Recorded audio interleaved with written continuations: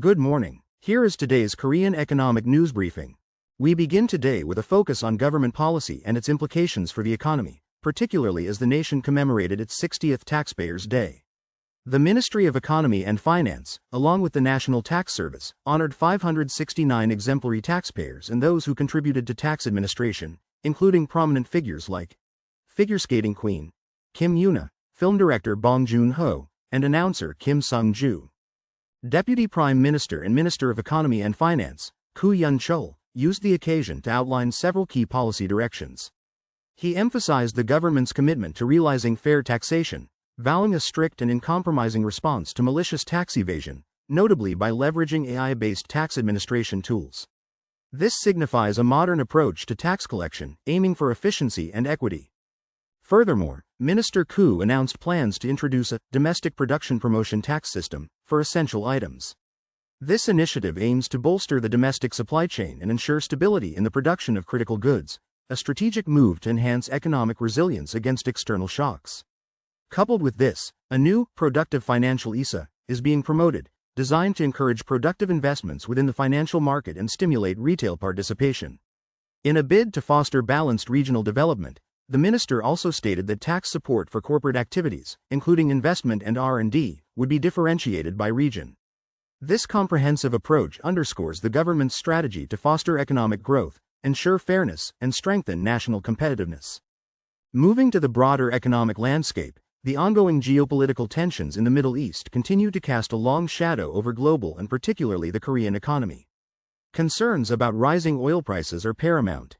Analysts estimate that if crude oil prices stabilize at $82 per barrel, Korea's GDP growth rate could fall by 0.45 percentage points this year, while consumer price inflation could climb by 0.60 percentage points. This vulnerability stems from Korea's significant reliance on imported oil. Despite being the world's 12th largest economy, it ranks 7th in crude oil consumption, with one of the highest economic oil dependencies among OECD nations relative to its GDP. A worst-case scenario, such as an oil shock pushing prices to $150 per barrel, could translate to a staggering 2.9 percentage point increase in consumer prices. The government is acutely aware of this threat. An emergency interministerial meeting was held to assess the Middle East situation, with officials confirming sufficient strategic oil reserves.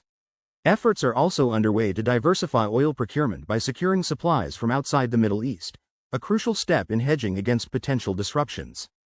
The instability in the region has broader global implications.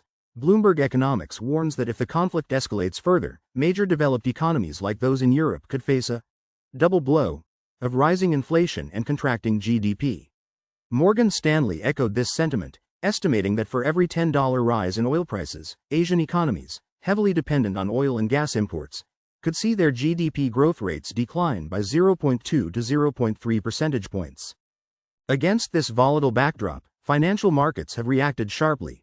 Yesterday, the Kospi experienced a significant drop of 7.24%, with major semiconductor players like Samsung Electronics and SK Hynix falling by 9.88% and 11% respectively. This steep decline also impacted US-listed Korean exchange-traded funds, which at one point plummeted by 14%. The Korean won weakened considerably against the US dollar, depreciating by 1.7%. A larger slide than both the euro and the yen. Experts suggest the won could potentially test the 1,470 level against the dollar in the short term, reflecting investor flight to safe haven assets and concerns over Korea's economic exposure. Globally, the Middle East conflict has spurred a flight to safety, driving up U.S. Treasury yields and strengthening the dollar, further complicating the Federal Reserve's potential interest rate decisions. Amidst this market turbulence, there are shifts in investment strategies.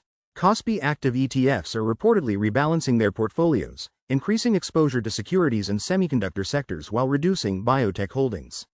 This suggests fund managers are navigating the current volatility by focusing on sectors perceived to have long-term growth potential or those that may rebound quickly. In the realm of industry and science, Korea's key battery sector is showcasing remarkable adaptability. At Interbattery 2026 FEAT, LG Energy Solution unveiled its LMR, lithium manganese-rich, battery, aiming to strike a balance between cost and performance for electric vehicles, and also highlighted next-generation batteries for AI and robotics. With a slowdown in EV battery demand, Korean battery manufacturers are strategically pivoting towards new growth engines such as energy storage systems, and industrial applications, including robotics. Developments in LFP, lithium iron phosphate, cathodes for mid to low-end EVs and alongside advancements in solid-state batteries, underscore the industry's commitment to innovation and diversification. Despite the broader market dip, related semiconductor equipment stocks like Techwing and Sungdu E&G are performing robustly, indicating continued investment in advanced semiconductor, display, and EV battery production capabilities.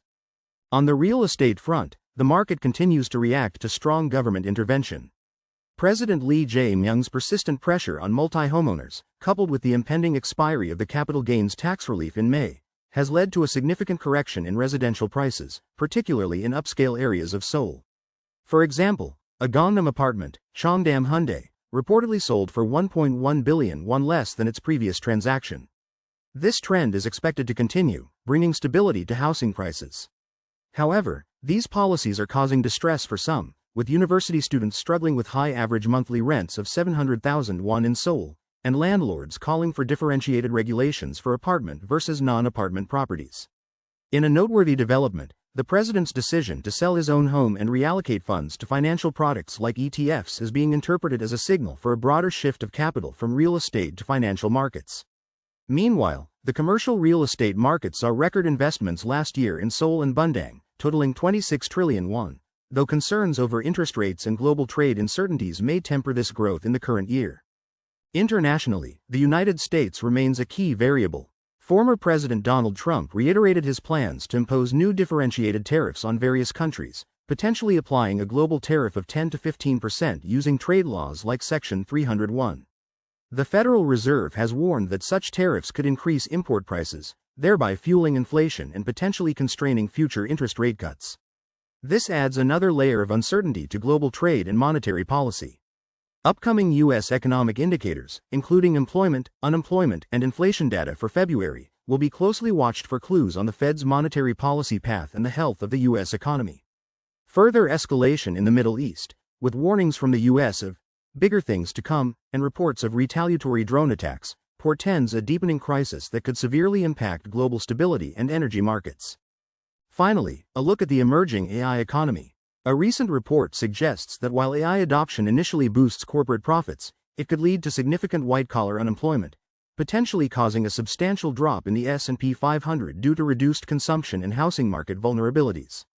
This highlights the need for careful consideration of AI's long-term societal and economic impacts beyond immediate productivity gains.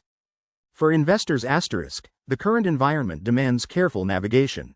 The volatility stemming from geopolitical risks, particularly in the Middle East, suggests a need for diversified portfolios and potentially hedging strategies.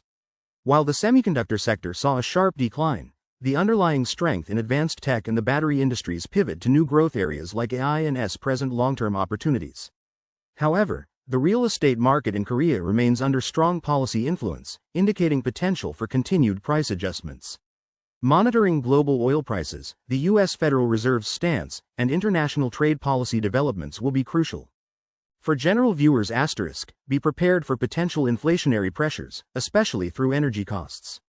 Government initiatives like the Domestic Production Promotion Tax System and Productive Financial ISA aim to support the economy and provide new avenues for personal finance. Keep an eye on evolving real estate policies, which continue to shape housing market dynamics. The long-term implications of AI on employment and the economy also warrant attention as technological shifts accelerate. That concludes today's Korean Economic News Briefing. Thank you for joining us.